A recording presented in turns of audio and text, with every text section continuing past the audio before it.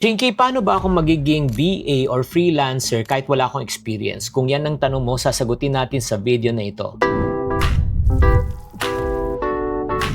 Alam mo ba na may mga Pilipino ngayon na mga nanay, 'di ba, mga fresh grad, dating cashier, call center agent, kumikita na po ngayon ng $300 to $1,500 kada buwan na nasa bahay, walang diploma sa IT, walang experience nung nagsimula, pero ngayon nakakagulat. Sa pamagitan ng cellphone, laptop at internet lang, kumikita na sila. Paano 'yon? Sa pamagitan ng virtual assistant. Yes, alam ko po, marami po sa inyo probably sasabi, "Nako, baka para sa kanila lang, hindi para sa akin." Kasi wala akong experience, di naman ako magaling sa English, di ba?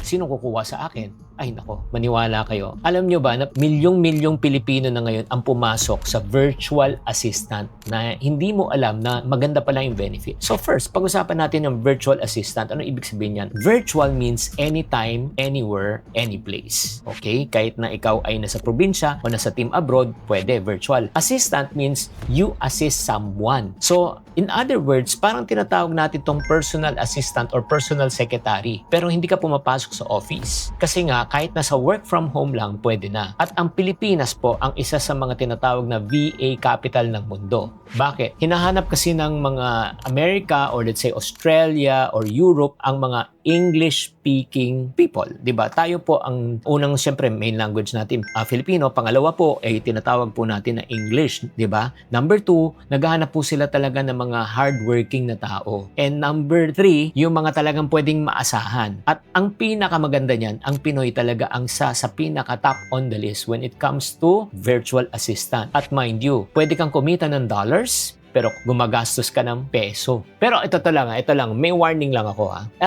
hindi lahat ng gustong maging VA ay handa maging VA. Bakit? Kasi may mga iba inspired pero hindi naman prepared.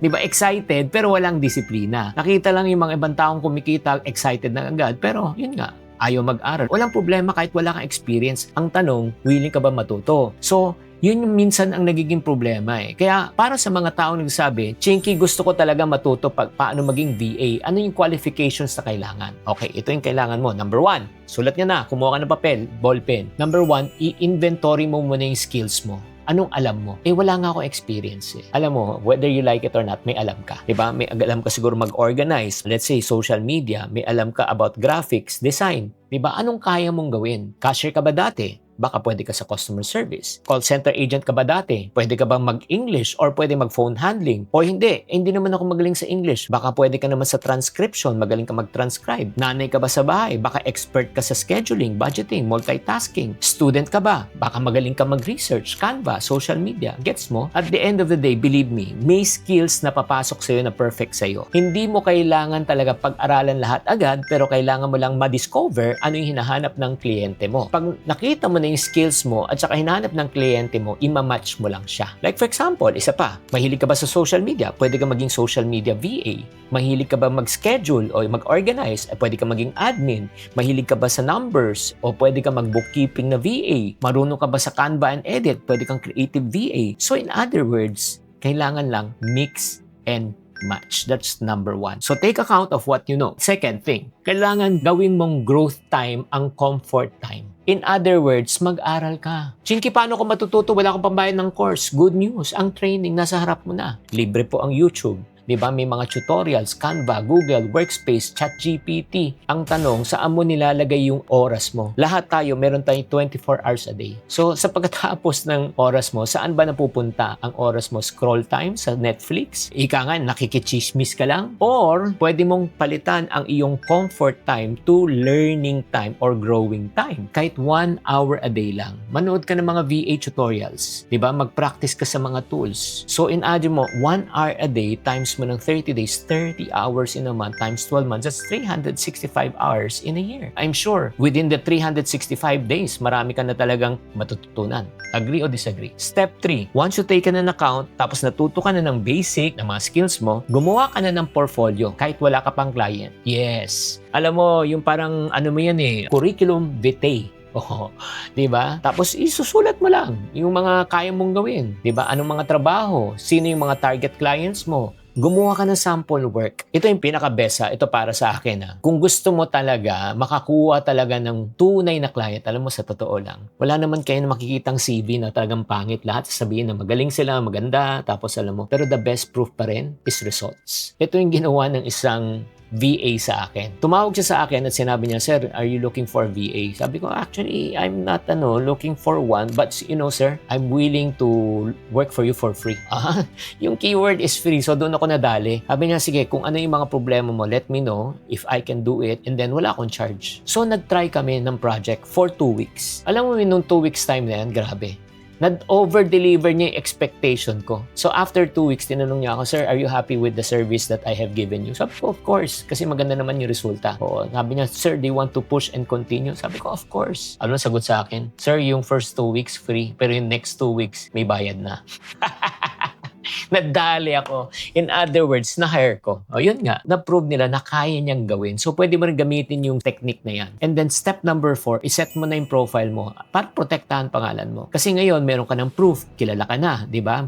Ako naman, nagbigay na ako sa kanya ng tinatawag kong parang endorsement Gumawa na siya ng profile sa onlinejobs.ph. Tapos ang ginawa na niya, pinost na niya yung proof of concept niya. Naghanap na siya ng foreign clients aside from me. Sa Upwork, pwede ka rin pumunta at ginamit niya yung link account niya. Sumali rin siya sa mga groups at doon na siya simula na nag-promote. At alam mo, ang kagandahan, grabe From ako lang, yung pinakaunang client niya, naging 2, naging 3, ngayon 4 na. So, anong ginawa niya? This person started small, di ba? 1 client at a time. So, ngayon, meron na siyang 5 clients in total. Kaya nga nung tinanong ko po nga sa kanya sabi ko, "If you have to do it all over again, ano yung gagawin mo?" "Wala, sir. Kung yan yung ginawa ko, first nag-start ko sa isa, pinove ko lang na talagang kaya ko. After that, kumuha ko ng testimony. After that, yung second client, kumuha rin ako ng testimony. Third client, kumuha rin ako ng testimony. At marami na nag-e-endorse sa akin. As a matter of fact, yung mga ibang kliyente na nga, it's what we call as word of mouth advertising. So, sobrang believe na sa kanya na kaya niyang i-deliver. Kaya nga, meron siyang mga clients. Ito lang po